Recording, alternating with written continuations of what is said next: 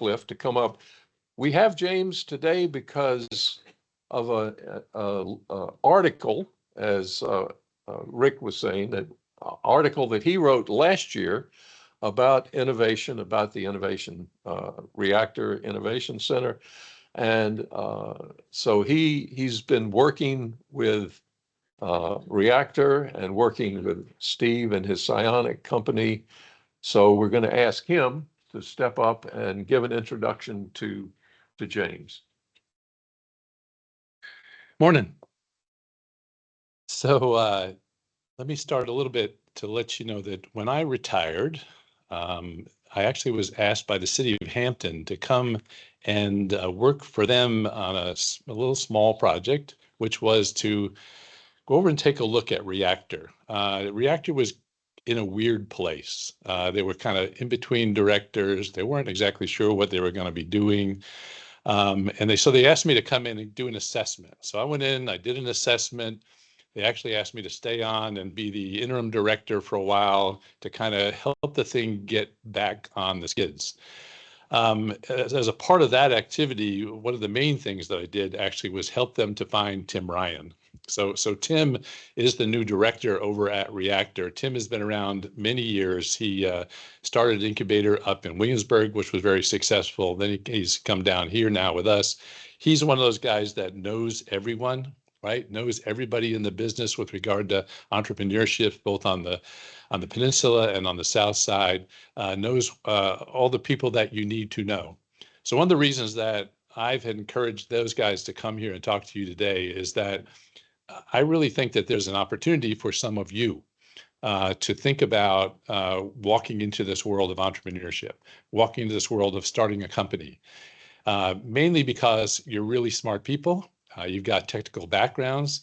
You also kind of know where some of the technologies are around here at Langley that might be interesting to start a company with. What you get with REaKTOR is these are folks who can help you.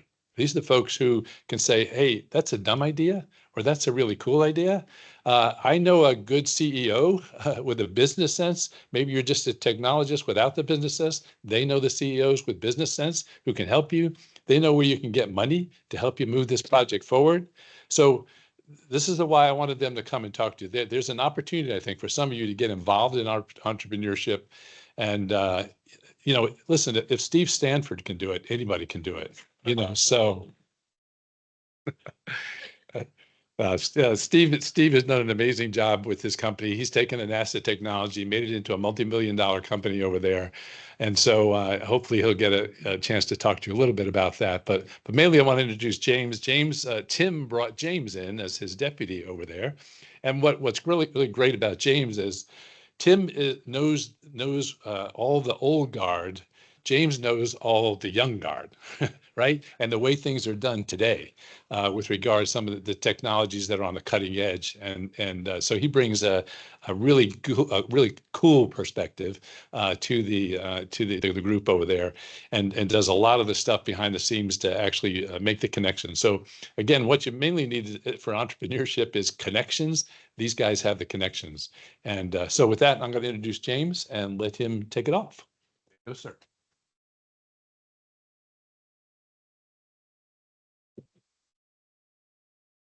Good afternoon, everyone.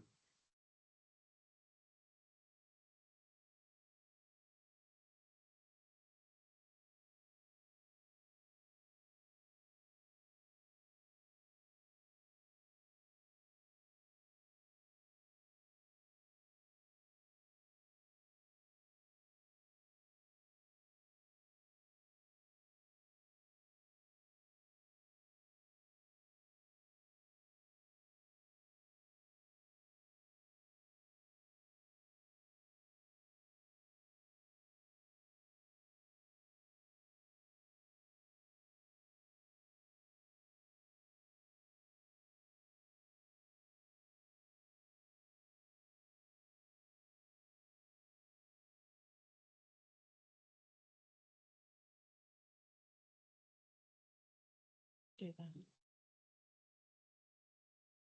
It says it's sharing on here, but it's not actually sharing over there. Just the PowerPoint version, but not the full screen version. Just expand that to full screen. Well, it is full screen over here. Oh. Yeah, I don't know. Probably has this mirror in there. Oh, looks like it's working. Yeah, it's working here, but it's not on that It comes up and screen. it flashes up. You put your desktop and show the desktop. So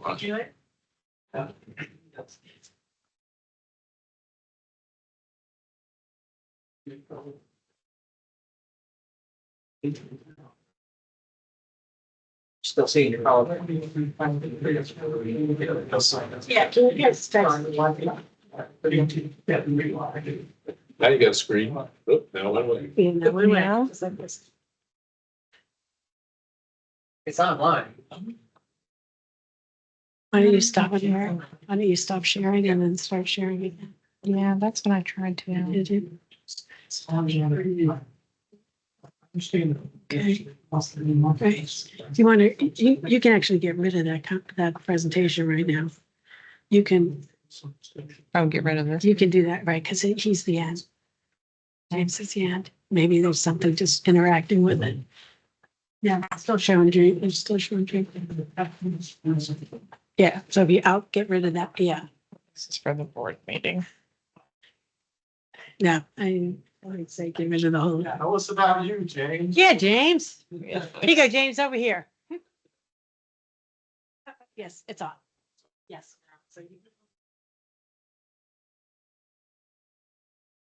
Good afternoon, everyone. So, hello. So it's awesome to be here. I want to thank the Alumni Association for having me. I want to thank Rich and Cliff for being the inspiration for this talk. As introduced, I'm James Doe. That's my real name. I'm originally from Brooklyn, New York. I've been in Hampton Roads 9 or 10 years now. I have a background in, I'll say computer science, but it's kind of humbling to say it in front of you guys. Been coding for about 36 years, 30 since I was 9. Been in entrepreneurship for about 24, 25 years in New York, a lot of fintech. I've been in entrepreneurship in the Hampton Roads region for the last 3 years, 3 or 4 years. And I'm here to talk about what makes that entrepreneurial ecosystem so awesome. Are we good? Thank you. Arrows work? Yeah, there we go. Thank you guys for your patience. By the way, Steve Sanford is awesome. I don't know what we're just talking about. It's reviewed. All right, so we have some companies here. Apple, Amazon, Microsoft, Google, HP, Disney, Harley Davidson. What do they all have in common? Come on.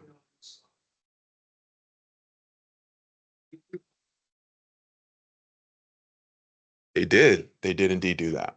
Another thing they have in common, they all started in a garage. All right, so isn't that awesome? Think about that. These are, like you said, some of the most transformative companies in the country, or in history for that matter, and they all started from humble beginnings, right? So we're here to talk a little bit about that. And so we're going to talk about REaKTOR. So as Rich mentioned, REaKTOR is, because they call it a technology and innovation center. And we're actually with a nonprofit organization called Innovate Hampton Roads, and we manage REaKTOR on behalf of the city of Hampton. The goal of REaKTOR is to create new Amazons and Apples and Microsofts right here in Hampton Roads, and we're pretty confident that it can happen, actually, honestly, because of the type of people like you guys.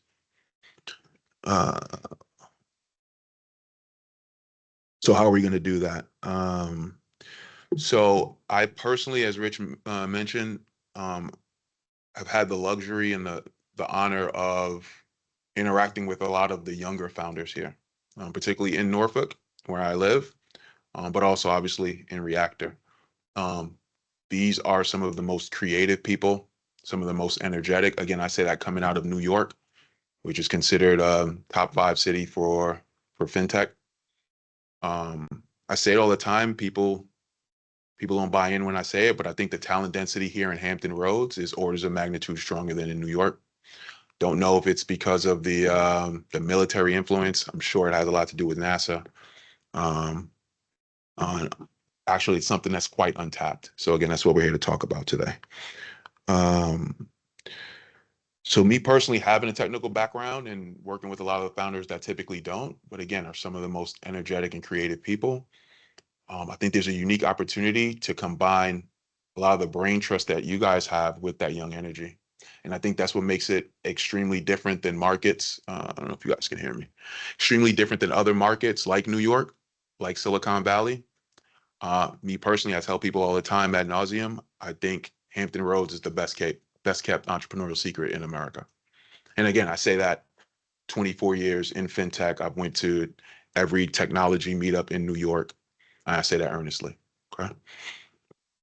And pardon me for looking down at my notes. So what is this? This is a playground, right? Everybody remembers the playground? It's a space for collaboration. It's a place where we get dirty. It's a place where we learn to do things. And that's what Tim and I look at REaKTOR as, right? It's a place where our founders can connect. They can connect with people like Steve Sanford, who has almost 30 years experience at NASA, and then beyond in the entrepreneurial space. And that's where the magic happens. It doesn't happen because Tim and I, obviously connections are a huge part, but a lot of what we do at Innovate Hampton Roads is we're the megaphone of the region, but we're not the voices, right? It's the people in the community that are the voices. And so it's the collisions between these different types of people, these different ideas, these different motivations that actually creates a lot of this magic that we're talking about. And so startups work the same way. They thrive as the playground. They thrive in environments where they're allowed to experiment, right? A lot of times, every time in entrepreneurship, you know where you're going and you find out that's not where you're going to get to, right? And that's just the normal course of entrepreneurship. So why are you guys important is because you guys bring wisdom. You guys bring expertise that our founders don't have. I was actually talking to Steve about this morning. In typical, in some of the larger markets for entrepreneurship, there's just not an access. They're siloed behind corporations. They're siloed behind, I don't know a good word for it, but people don't necessarily want to help. Particularly, they don't want to help without taking large portions of individuals' companies. And again, from my experience in this space and from studying, it slows companies down. It slows ideas down. And that's something that's extremely unique about Hampton Roads. You have ODU, which is an R1 school, one of only two in Virginia. You have Hampton University and NSU, two pretty well-known HBCUs. These are all within close proximity. We have a lot of young people. And I just say this from experience, right, in the community. The young people tend to aggregate around the colleges. And so they don't know you guys exist. Right? A lot of them are coming up with technical ideas. They have no idea how they're going to get there. And I think you guys are the bridge. Right? And a lot of this is not on my slide here. I'm saying this from the heart and from knowing it. So betting on the next generation, right? So when we support new founders, we're placing a bet, right? I don't know if I'm assuming all of you guys are familiar with the tech transfer office and probably Katrina Young. We do a lot of work with her. She's so awesome. That entire office is awesome. Lena Little, and Eileen out of the Silver Sitter office. And there are a lot of technologies that NASA is attempting to commercialize. And we'll talk a little bit about a scenario where we were able to work with NASA to commercialize a technology with a gentleman, Anthony Simonetti. He's from actually some of my stomping grounds. He's from Long Island, New York. And he came to this building for an event we did with Katrina. It's called Down to Earth. And he loved this area so much and its potential that he decided to open a company in Hampton, even though he still lives in Suffolk, New York. So again, this speaks to the power and the amazing things that can happen and do happen here in Hampton Roads.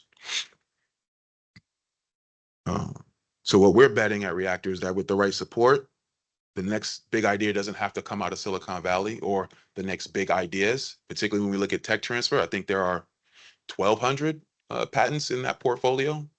Very few of them are commercialized. So I say this from the heart and from personally boots on the ground with these founders. I think hundreds of the next big ideas can come out of Hampton Roads. We are in the heart of DoD. They say that DoD is the country's largest customer. A lot of our founders are not focusing on DoD. They're focusing on maybe what they see on Shark Tank, right? Or what they see in the market. And there's a huge, huge, huge opportunity, again, with individuals like yourselves that have experience in everything from obviously aeronautics, but autonomous systems, low Earth orbit. These are all things that Langley Air Force Base, the DoD are really keen on. And I think if our founders are oriented around those subjects, and if they have subject matter expertise from people like yourselves, again, the next big ideas don't have to come out of Silicon Valley. And I say this as someone from New York, and I studied Silicon Valley my whole life. There's something special that can happen here. All right, so what does REaKTOR do? Well, first off, we're a physical space. We're in the NIA building, National Institute of Aerospace, right up the block, 1100 Exploration Way, about 6 minutes away. So we're a physical space. Again, this is where those collisions happen. In that building is also Psionic. We have a couple of other companies that have labs in that building. This is a caveat. When Tim took over about 2-ish years ago, I think there were about 5 companies. Now we're sitting around 14 or 15. And they're all organizations that could greatly benefit from you guys as brain trust, for sure.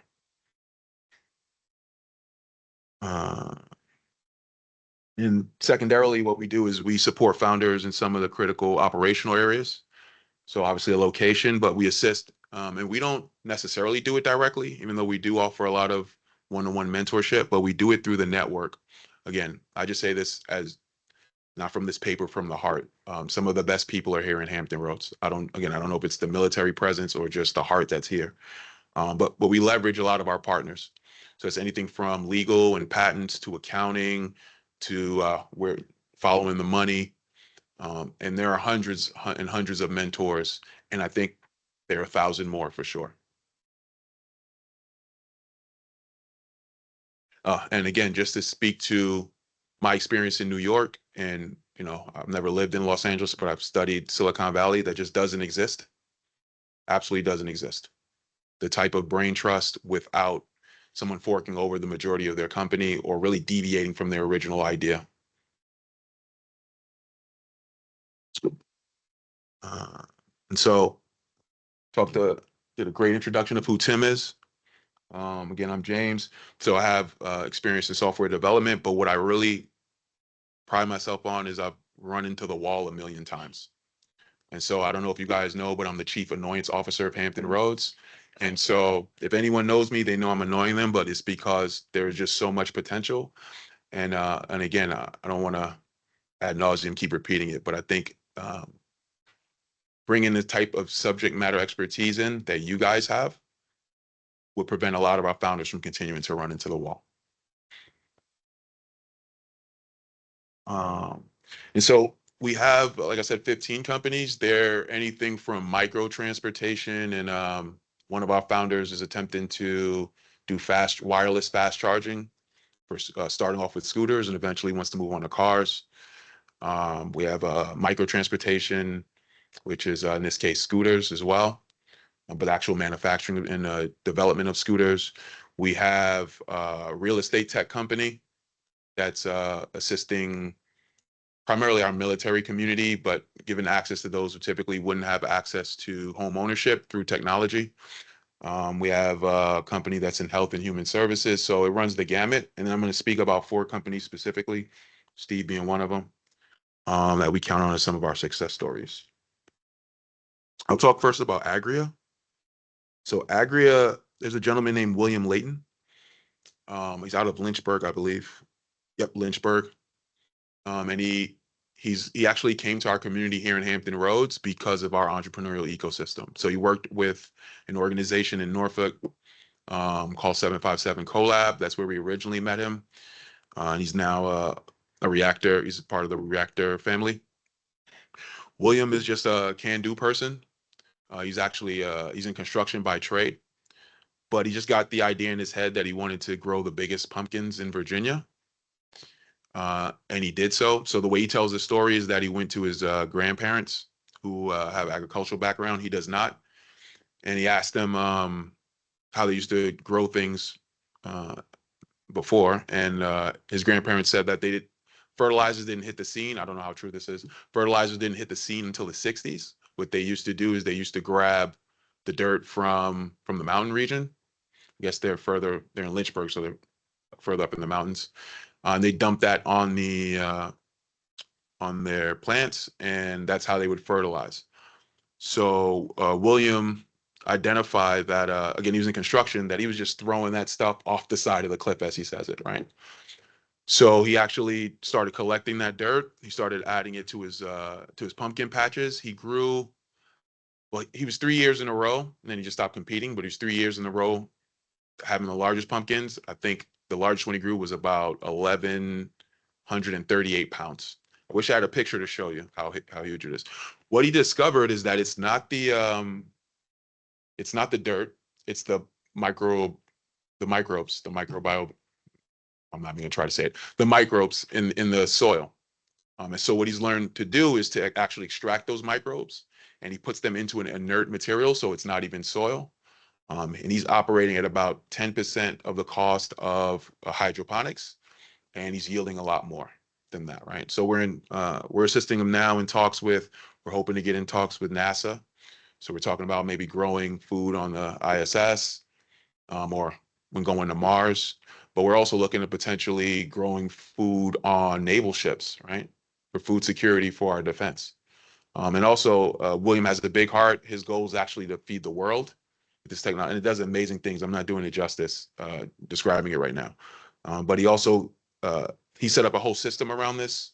He set up a whole grow system with LED lights around this concept, and he can grow out of containers. So he actually wants to start growing food in food deserts. And I think he's going to start growing food in some literal deserts as well. Just groundbreaking stuff. Anthony Simonetti, who I mentioned before, who came to this building for the Down to Earth. Again, he's from a place I used to live, Suffolk County, New York, which is in Long Island. And he has JG First Line Threads. So it's named after a family member who passed away, who was a first responder at 9/11 and believed to be some complications from that. He passed away. So that's the JG. But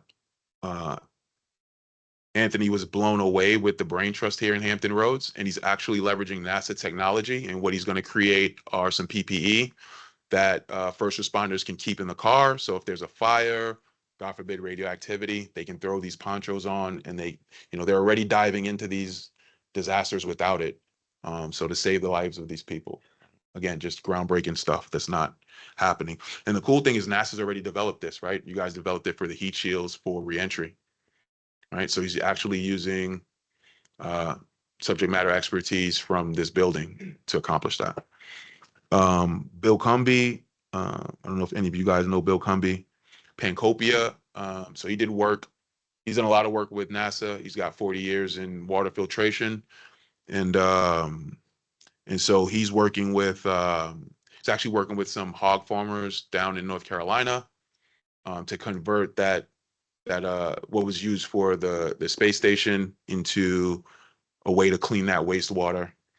And then Mr. Sanford. So I don't know if you guys know about what Steve is doing with Psionic. It's absolutely amazing work.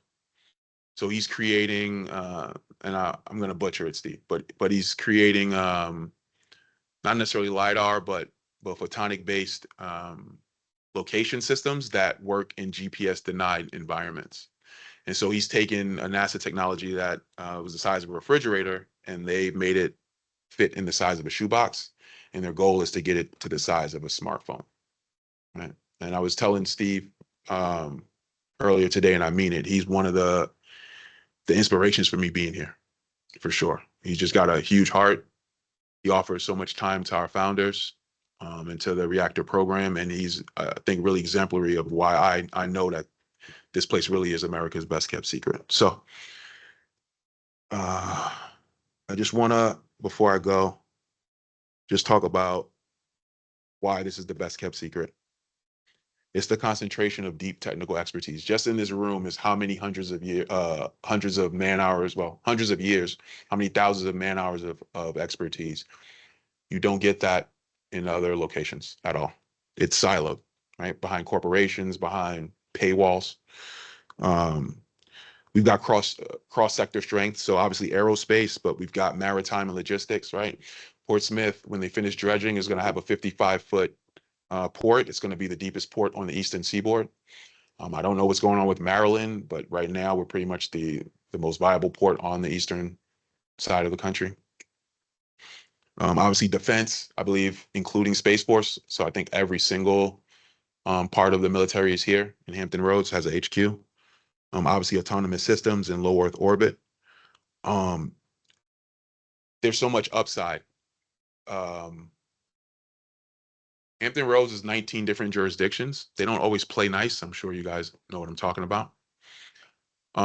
Who suffers are the people in the boots on the ground, because I'm there, are the founders. The amount of founders that I know can do amazing things that have come and gone back to the private sector is far too many. There's so much upside. It's hugely untapped. So I know we talk about the VSS program.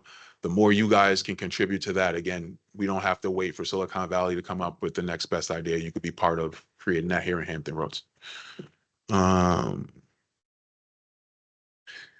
Proximity without the noise. Again, just you guys are coming out voluntarily to these meetings. Again, it just doesn't happen in other markets, not at this level of expertise and intelligence. So we just have this built-in brain trust with NASA, Jefferson Lab, so on and so forth. And I speak for the city governments, but with the people, there is a huge appetite for regional unity. Huge appetite. And in my opinion, I think that comes through entrepreneurship, comes through the types of jobs that could be created. I don't know if you guys are familiar with outmigration, which is a term they use, that we are hemorrhaging people between the ages of 20 to 39. They're going to places like Raleigh, going to places like Charlotte, Atlanta, and these places have nothing on Hampton Roads. Again, I say as somebody from New York, so I'm not even from here, and I'm telling you, this is the place. We just have to do more to let people know how awesome it really is. So in any event, that is my time. On August 21st, we are going to be at the Sandler Center with something called the Startup World Cup. So I'll follow up with Charlie and the Alumni Association to get those materials out to you guys. You guys could come down. It would be so amazing. Get to firsthand meet a lot of these founders we're talking about. And there will be companies from all over Virginia participating in that. But again, I really would love for you guys to meet some of the founders I'm talking about, because I can't do them justice. Well, there's one right there, but I'm definitely not doing them justice. And some of the most brightest, amazing people with some of the best ideas, I think, in the world. So that is my time. Happy to answer any questions. Yeah. Okay, I have a mic I can pass around if you don't have one sitting right beside you. Any questions? I've got one. There's no questions online yet, but you mentioned fintech. I've never heard that term before. What is fintech? Financial technology. Okay. So that's things like crypto, mobile banking. Yeah, financial technology. Another question?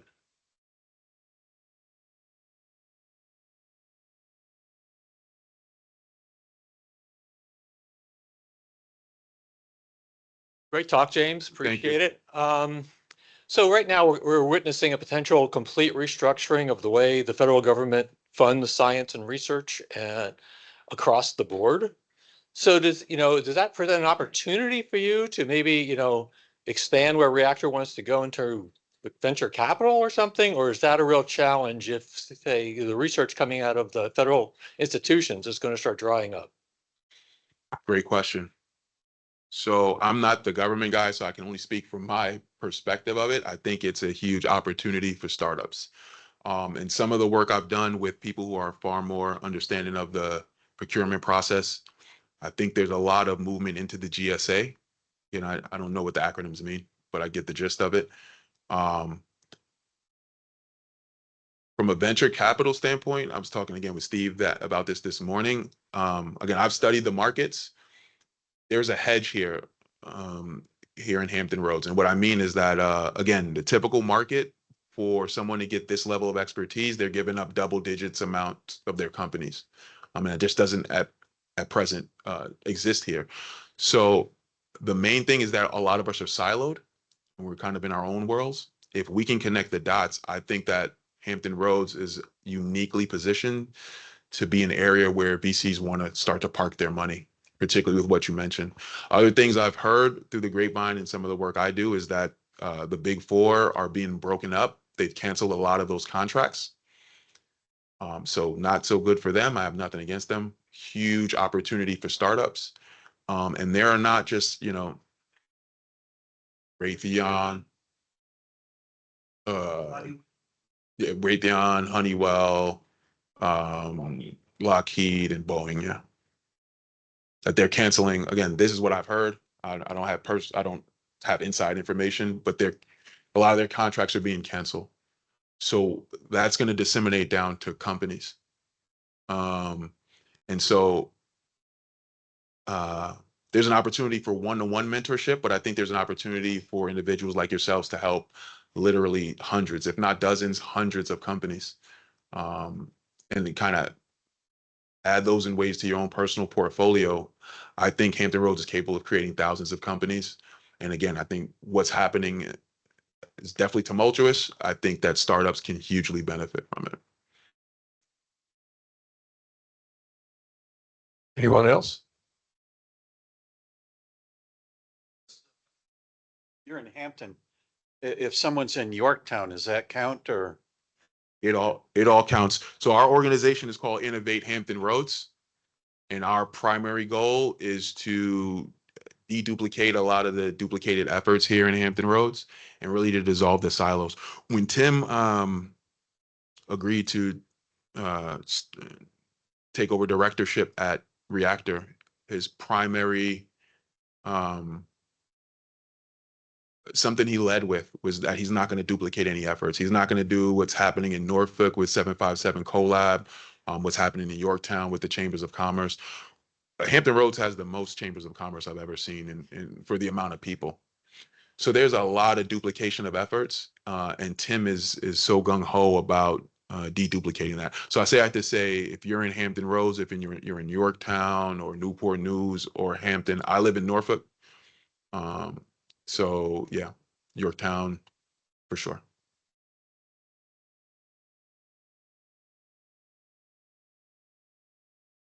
I just wanted to add to that answer. One of the agreements between Tim's organization and the city of Hampton is that they do not have to just help the city of Hampton, that they are supposed to be helping the whole Hampton Roads. Hampton understood it raised all boats. It helps the area. It helps Hampton. So that's unique. In fact, that it was a long conversation with the city to actually get them to understand that that is a good thing. And that's the agreement that they have with them. So yeah, Yorktown, absolutely.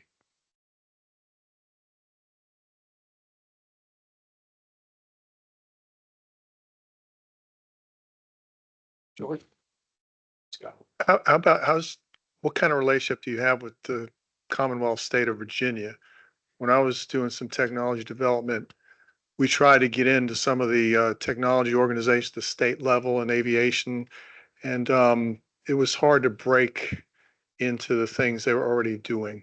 Like we had an idea to make Virginia very forward-looking in autonomous vehicles, and it was hard to crack into that. So how is your relationship at the state level? Great question. So I'll tell you as a founder, because I met Tim as a founder and I was in the 9-to-5 world. And I actually left 9-to-5 when the position came up because I had met Tim. So I had to say is that I had a similar experience where it was really tough, not just with the state, but with a lot of the grant programs to make any headway. I'm not trying to toot the horn, but I just want to use this as an example. Last year, VIPC, who's the Virginia Innovation Partnership Corporation, which is based on, I think, tax funds that the city of Virginia disseminates down as capital investment into companies. Last year in Hampton Roads, there were 3 companies that received that, Advanced Aircraft, Tidal Flight, and Vroombrick. All 3 of those are reactor companies.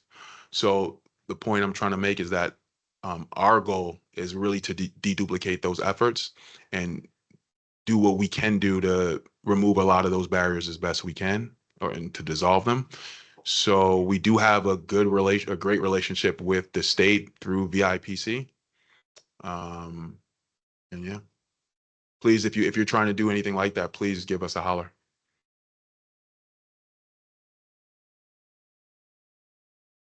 Anyone, are there any questions online, Roland? Thank you so much. All right.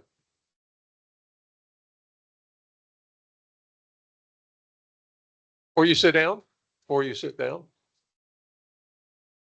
just a small token of appreciation for you coming today, and especially in this nasty weather. We appreciate it.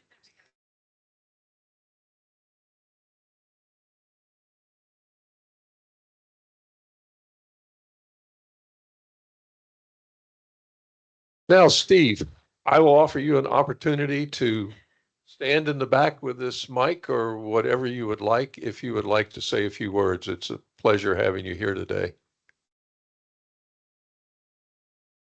Yeah, we have time. Always. Well, first of all, I'd just like to say it is warms my heart to see so much of my NASA family here. After about 10 years, I've been gone. And I came here to support James. I heard what he was going to talk about. I was supposed to talk today, but with everything happening with my dad, these guys gave me a break. So maybe I'll come back later and tell you more. But in 5 minutes, Psionic is based on the NDL technology developed at Langley, navigation Doppler LiDAR. It's a coherent LiDAR implementation. The entire instrument operates inside optical fiber. And that allows us to make interferometric level measurements on a helicopter or a rocket in an environment where those types of measurements have never been available. And the coherent LiDAR allows us to measure relative speed and distance, which are 2 fundamental things that almost every system you can think of needs to know better in order to get better performance out of that system. The technology was originally developed to help land astronauts at the South Pole when the Constellation program was stood up in 2004 or 5. And so by extension, it's an autonomous vehicle technology. And it gives the vehicle such important information that my thesis is that we won't, get full autonomy in the economy until, there are more instruments like this that are available at the right price point for vehicle manufacturers to put in their vehicle.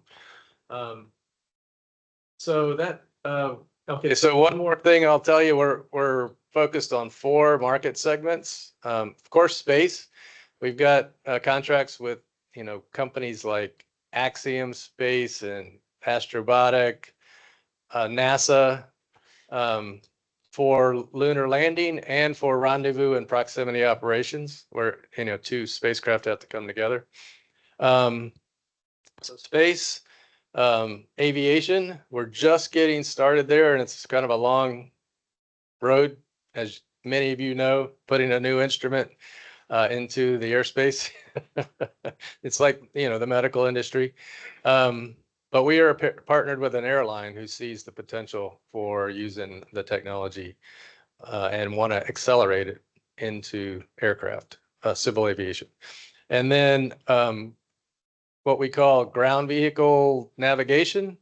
We developed a navigation system for, anything that runs around on the surface.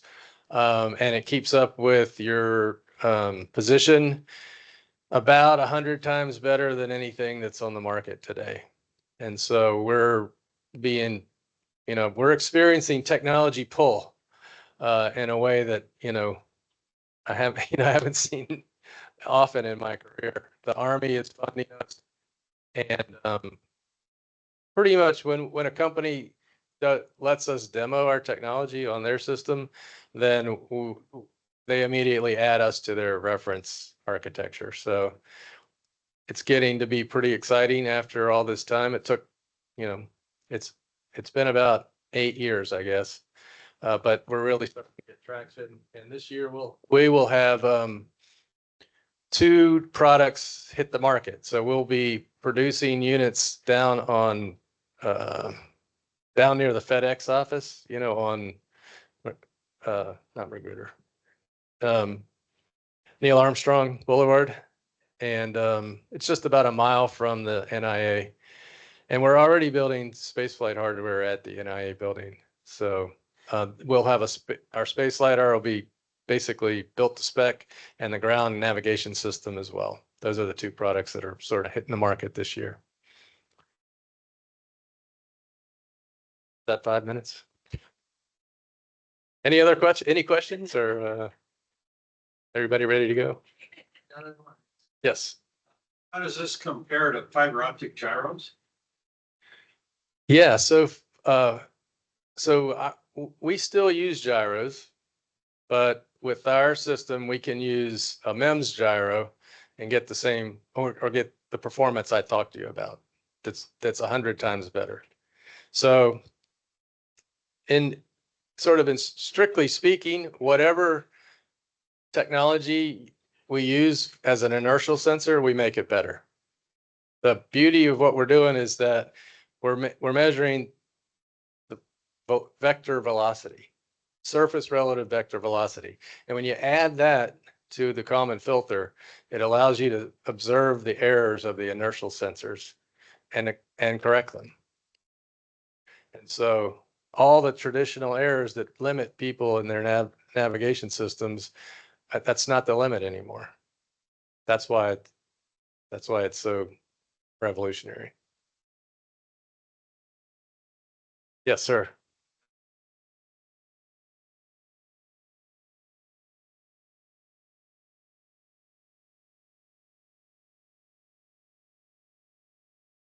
You may have answered this question already. Has any of the vehicle companies that make these self-driving cars, are they interested in any of this technology?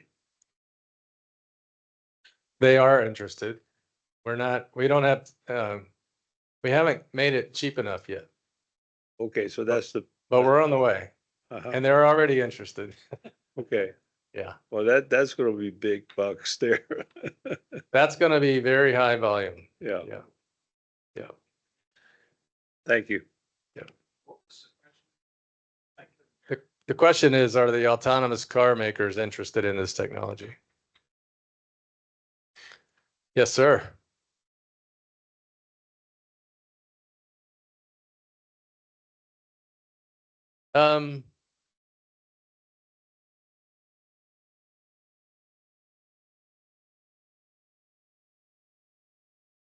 Yeah.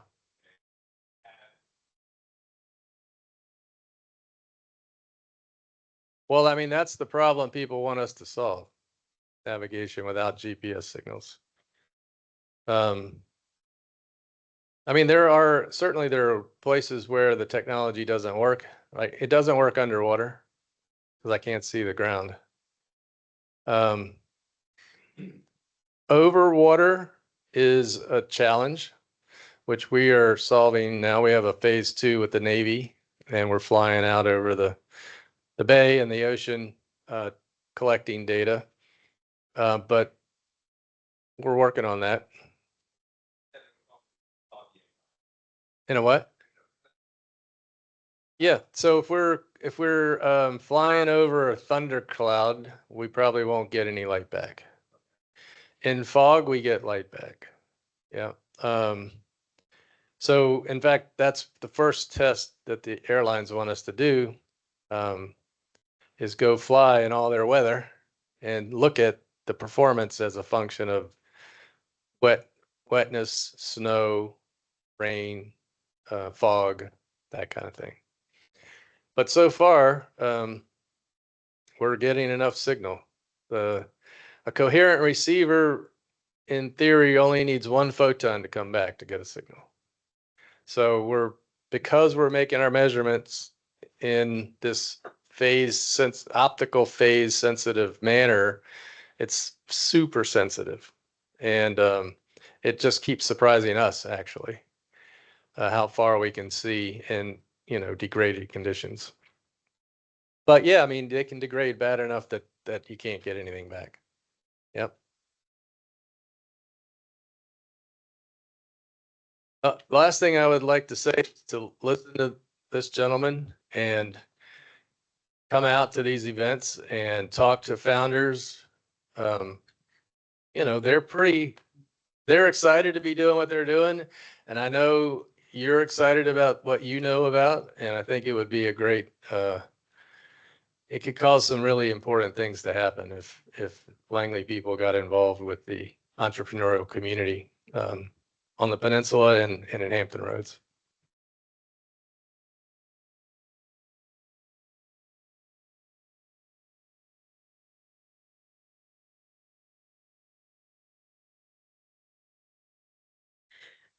Okay, thank you for coming out in this treacherous rain. Two things just wanted to say. I still have about 4 spots left for the FDRF tour.